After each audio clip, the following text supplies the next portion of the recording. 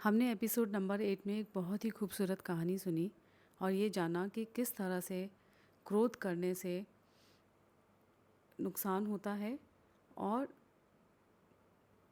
किस तरह से ये बात समझ आने पर कोई भी व्यक्ति प्रतिज्ञा द्वारा अपने क्रोध के भाव को सदा के लिए नष्ट कर सकता है। जैसे ही क्रोध का अभाव होगा तो उत्तम क्षमा के भाव का प्रकाश होगा और आत्मा का कल्याण होगा, क्योंकि उत्तम क्षमा ही आत्मा का मूल स्वभाव है। आइए आगे बढ़ते हैं धर्म के 10 लक्षण की इस श्रृंखला में। Episode number 9। क्रोध का फल इस भव में तो बुरा है ही, पर भव में भी बहुत काल तक संसार में परिभ्रमण कराने वाला है। क्रोध के समान अन्य कोई शत्रु नहीं। आइए एक और कहानी से समझते हैं। कमठ ने अपने भाई मरुभूति के स्त्री से व्यभिचार किया। तब राजा ने उसे दंड देकर देश से निकाल दिया। वह तापसी आश्रम में पत्थर की शिला को हथेली पर रखकर तपश्चरण कर रहा था। मरुभूति भाई के मुंह से उसे बुलाने गया, किंतु उस कमठ ने क्रोध से वह शिला भाई पर पटक दी, जिससे वह मर गया। कालांतर में मरुभूति का जीव तो पार्श्वनाथ तीर्थंकर हो गया, किंतु कमठ के जीव ने 10 भव तक क्रोध की आग में जलते हुए मरुभूति के जीव को सताया। अंत में भगवान पार्श्वनाथ की पर्याय में भी उन पर भयंकर उपसर्ग किया। क्रोध के कारण कमठ ने तिर्यंच आदि गतियों में बहुत दुख भोगे और मरुभूति क्षमा के प्रभाव से कमठ के उपसर्गों को जीतकर भगवान पार्श्वनाथ बन गए। यह सब क्षमा धर्म की महिमा ही है। क्षमावान व्यक्ति कभी किसी को अपना शत्रु नहीं मानता। जिस समय श्री राम ने रावण पर चढ़ाई की तो उस समय भी उनके मन में रावण के प्रति शत्रुता का भाव नहीं था। तभी तो वे बार बार कहते रहे कि हे रावण, मैं तेरी लंका का राज्य नहीं चाहता, लंका का वैभव नहीं चाहता। मैं तो केवल यही चाहता हूँ कि तू मेरी सीता को मुझे वापस दे दे। यह है आदर्श पुरुषों की उत्तम क्षमा। जब रावण बहुरूपणी विद्या सिद्ध कर रहा था तो श्री राम के मित्रों ने कहा कि अब मौका है रावण को बांध कर लाने का, उसकी पूजा में विघ्न डालने का। तब राम ने कहा, यह क्षत्रियों का कार्य नहीं है कि कोई धर्म करे और हम उसमें विघ्न डालें। यह थी श्री राम की क्षमा। हम महापुरुषों से शिक्षा लें और क्रोध को छोड़कर सदा क्षमा धर्म को धारण करें।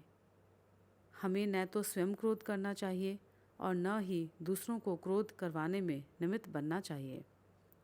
केवल क्रोध करना ही कषाय नहीं है, दूसरों को क्रोध करवाना भी कषाय ही है। एक घर में सास बहू की आपस में बनती नहीं थी। सास हमेशा बोलती रहती, चिल्लाती रहती। सब कहते कि यह सास महानिर्दयी है, कितनी पापिन है, बहू के प्राण लिए लेती है। सुबह से देखो शाम तक इसका मुंह चलता ही रहता है। लेकिन तुमने बहू को सुना नहीं है, बहू का क्रोध भी सास से कोई गुना ज़्यादा है। वह बहू क्या करती थी, सास के सामने जाती थी और धीरे से चुपचाप अंगूठे का ठेंगा दिखा देती थी, और सास जैसे ही अंगूठे का ठेंगा देखती थी चिल्लाना शुरू कर देती। पड़ोसी कहते कि ये सास कितनी पापिन है, कितनी निर्दयी है, 24 घंटे बोलती रहती है। सास जैसे ही चुप हुई, बहू धीरे से जाकर फिर से ठेंगा दिखा देती। तुम्हें वह ठेंगा देखने में नहीं आ रहा, ध्यान रखना, यह भी एक बहुत बड़ी कषाय है। क्षमा मांगने की अपेक्षा क्षमा करने वाला ज़्यादा धर्मात्मा होता है। क्षमा कर देना बहुत कठिन होता है। क्रोध करना बहुत सरल है, लेकिन सामने वाला क्रोध कर रहा हो फिर भी क्रोध को पी जाओ, यह बहुत कठिन है। तुमसे कहा जाए कि क्रोध मत करो तो तुम एक बार यह नियम पालन कर लोगे, लेकिन तुमसे कोई यह कहे कि यदि कोई क्रोध करे तो तुम समता परिणाम रखना, यह बहुत कठिन है। तुमसे यह कहा जाए कि किसी को गाली मत देना तो तुम कहोगे कि ठीक है, लेकिन यह कह दिया जाए कि कोई गाली दे तो सुनते रहना, यह कठिन है। गाली सुनकर मन में खेद ना आए, कितना कठिन है। किसी से कह दिया जाए कि 1 घंटा मौन रहना, किसी को गाली मत देना, यह नियम तो फिर भी पाल लोगे, किंतु यह कह दिया जाए कि तुम्हें कोई गाली दे और तुम खेद मत करना, यह कितना कठिन है। इसीलिए तो कहा है,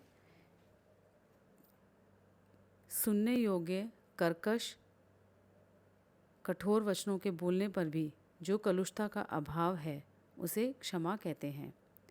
समता परिणाम धारण करने वालों की सूली भी सिंहासन हो जाती है, जैसे सेठ सुदर्शन। हम दुर्जनों से इसलिए घबराते हैं क्योंकि कहीं ना कहीं हमारे अंदर भी दुर्जनता होती है, किंतु क्षमाशील व्यक्ति तो हर समय यह सोचकर शांत बना रहता है कि क्षमा रूपी तलवार जिसके हाथ में है, दुर्जन उसका क्या कर सकता है। जैसे ईंधन से रहित स्थान पर पड़ी हुई अग्नि स्वयं ही शांत हो जाती है। दुर्योधन ने बिगाड़ना चाहा पांडवों का, भीम को जहर भरी खीर खिलाकर गंगा में डाल दिया। जैसे ही भीम पहुंचता है गंगा की तलहटी में, जो उसे नाग काटता है, जिसको जहर चढ़ा हो उसको जहरवान काट ले तो जहर उतर जाता है। गर्मी को गर्मी मारती है, कांटे से कांटा निकलता है, निमित्त से निमित्त कटता है, यह नियम है। भीम को जहर चढ़ा था और जैसे ही नाग ने फंड मारना शुरू किया वैसे ही उसका जहर उतरने लगा। नाग सोचता है कि मैंने आज तक दुनिया में ऐसा नहीं देखा। मैंने जिसे फुंकार मार दी वह मर गया, किंतु मैं इसे काट रहा हूँ पर यह जिंदा हो रहा है, बेहोशी के स्थान पर होश में आ रहा है। निश्चित यह कोई महान आत्मा है, कोई पुण्य आत्मा है। जितना मैं काटूं उतना ही होश में आता चला जा रहा है। जैसे ही वह नाग देवता पूछते हैं कि सच बता तू कौन है, मैं जहर के कारण तेरा जहर उतार रहा हूँ, ये मामला क्या है। वह कहते हैं कि मैं पवित्र मानव हूँ, इसी भव से मोक्ष प्राप्त करूँगा। मैं पांडवों में मध्यम पुत्र हूँ। मेरे साथ ऐसी घटना घटी, लेकिन मेरा दुर्योधन के प्रति कोई छल कपट नहीं था। मैंने दुर्योधन का कभी कुछ बिगाड़ना नहीं चाहा, लेकिन दुर्योधन मेरा हमेशा बिगाड़ सोचता रहता है। इस दुर्योधन की वजह से मेरी यह दशा हुई है। लेकिन मेरा दुर्योधन के प्रति किंचित भी वैरभाव नहीं है। इसलिए मेरे अंदर इतनी शक्ति जगी है कि मेरे अंदर विष अमृत का काम कर रहा है। जो व्यक्ति दूसरे का बुरा नहीं विचारते, जो दूसरे का अहित नहीं करते, जो दूसरे का विनाश नहीं करते, उन व्यक्तियों का दुनिया की कोई भी ताकत विनाश नहीं कर सकती। पांडुपुत्र कहता है, मैंने कभी दुर्योधन का अहित नहीं किया। हे नाग देवता, मैंने स्वप्न में भी किसी को मार देने का परिणाम नहीं किया। इसलिए आपके द्वारा छोड़ा गया जहर भी मुझे अमृत का काम कर रहा है। यदि मैंने किसी को जहर देने का काम किया होता तो मैं भी साधारण जहर से ही मर गया होता।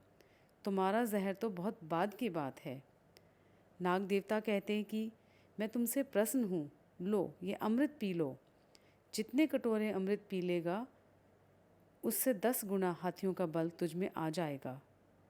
भीम वैसे ही बलवान और फिर एक कटोरे में 10-10 हाथियों का बल है। भीम बैठ गया पीने और 7 कटोरे बिना श्वास के डकार गया, और जैसे ही 7 कटोरे बिना श्वास के डकारे तो उसमें 70 हाथियों का बल आ गया। 70 हाथियों का बल लेकर गंगा में से निकलता है और कहता है, कहाँ है दुर्योधन? देख ले, तूने मुझे समाप्त करने का प्रयास किया था, पर अब मुझ में 70 हाथियों का बल और आ गया है। तूने बिगाड़ने का परिणाम किया, क्रोध करने का परिणाम किया, लेकिन बिगाड़ नहीं पाया। इस दृष्टांत से हमें यही शिक्षा लेनी चाहिए कि क्रोध न करना ही उचित है। मेरी भावना में कितनी बड़ी बात कही। दुर्जन क्रूर कुमार्ग रतों पर क्षोभ नहीं मुझको आवे। कोई प्रश्न कर सकता है कि उन पर तो क्षोभ आना ही चाहिए जो कुमार्गी हैं। आचार्य कहते हैं नहीं, जो कुमार्गी हैं उन पर कभी भी क्षोभित होने की आवश्यकता नहीं है। उनके प्रति मध्यस्थ होने की आवश्यकता है। कर्म उदय में समता रखना, क्रोध नहीं करना, किसी के साथ वैर विरोध की भावना का नहीं होना क्षमा कहलाती है। आज के लिए इतना ही काफ़ी। तो आज हमने समझा कि केवल क्रोध ना करना इतनी बड़ी बात नहीं है, बल्कि कोई हम पर क्रोध कर रहा हो तो उस समय पर भी समता भाव में रहना, क्षमा भाव में रहना उत्तम क्षमा का लक्षण है। तो आगे हम बढ़ेंगे इसी अध्याय को लेकर उत्तम क्षमा को अगले अध्याय में। तब तक के लिए आप इस एपिसोड को ध्यान से सुनिए और अपने आसपास के लोगों के साथ शेयर करिए। जय जिनेंद्र।